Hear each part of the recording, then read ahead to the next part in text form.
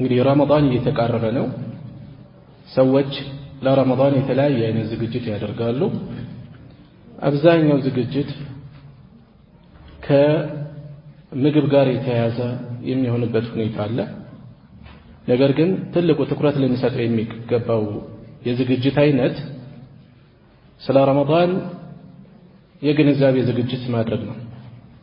በተሻለ መልኩ እንዴት መጠቀም እንችላለን የሚለውን ማወቅ፣ ጾማችን የሚያደፈርሱ የሚያበላሹ አጅሩን ዋጋውን የሚቀንሱ ነገሮች እንዳይኖሩ ወይም እንዳይበዙ ለመቀነስ ለማስወገድ ትልቁ ዝግጅት መሆን ያለበት የግንዛቤ ነው፣ የእውቀት ነው።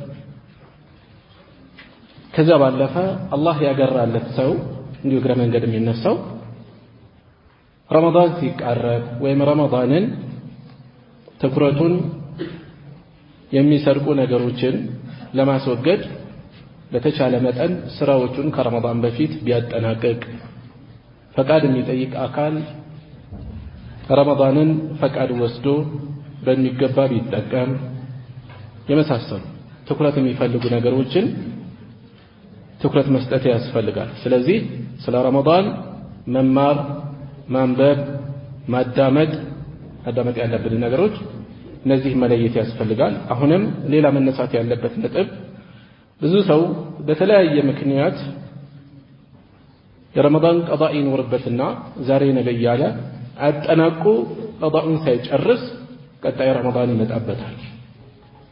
የቀረው ቀላል አይደለም፣ ወር ከምናምን አለ። ቀዳ ያለበት አካል ከወዲሁ